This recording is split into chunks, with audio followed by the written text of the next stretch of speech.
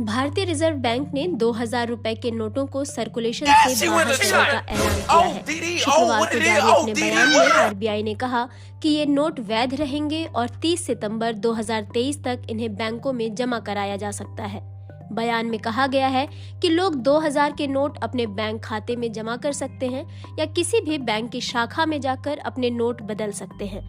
हालांकि अपने बैंक खाते में जमा करने के लिए कोई सीमा नहीं तय की गई है और इस पर मौजूदा कानून ही लागू होंगे।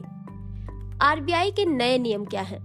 23 मई 2023 से अपने बैंक खाते या किसी भी बैंक में नोट बदले जा सकते हैं। किसी भी बैंक शाखा में एक बार में 20,000 रुपए तक जमा किए जा सकते हैं। इस पूरी प्रक्रिया को समय सीमा में और जनता को पर्याप्त समय देते हुए पूरा करने के लिए सभी बैंकों में 30 सितंबर 2023 तक जमा करने की सुविधा रहेगी। इस बारे में सभी बैंकों को दिशा निर्देश भेज दिए गए हैं। आरबीआई ने बैंकों से नए 2000 के नोट जारी करने पर तुरंत रोक लगाने को कहा है। आरबीआई ने कहा है कि इस बारे में और सवालों के बारे में जानने के लिए इसकी वेबसाइट पर जवाब भी दिए गए हैं।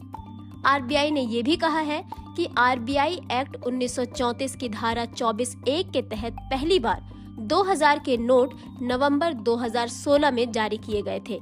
आरबीआई ने कहा है कि तत्कालीन 500 रुपए और 1000 रुपए के नोट बंद किए जाने के बाद अर्थव्यवस्था में मुद्रा जरूरतों को पूरा करने के लिए 2000 के नोट जारी किए गए थे। आरबीआई का कहना है कि जब छोटे नोटों की आपूर्ति सुचारू हो गई तो 2018-19 में 2000 के नोटों को छापना बंद कर दिया गया। आरबीआई के अनुसार 2000 के 89% नोट मार्च 2017 से पहले जारी किए गए थे। इन नोटों का सर्वाधिक सर्कुलेशन 31 मार्च 2018 को सर्वाधिक 6.73 लाख करोड़ था। नवंबर 2016 में एक रात अचानक प्रधानमंत्री नरेंद्र मोदी ने 500 और 1000 रुपए के नोट बंद करने की घोषणा कर दी। फिर सरकार गुलाबी रंग का 2000 रुपए का नया बड़ा नोट लेकर आई थी।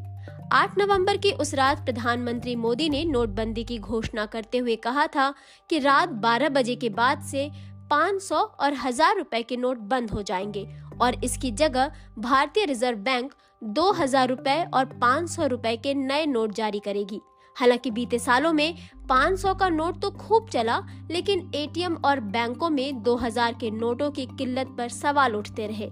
साल 2021 में तत्कालीन वित्त राज्य मंत्री अनुराग ठाकुर ने बताया था कि आरबीआई ने साल 2019 और 2020 में 2000 रुपए के नए नोट छापे ही नहीं है।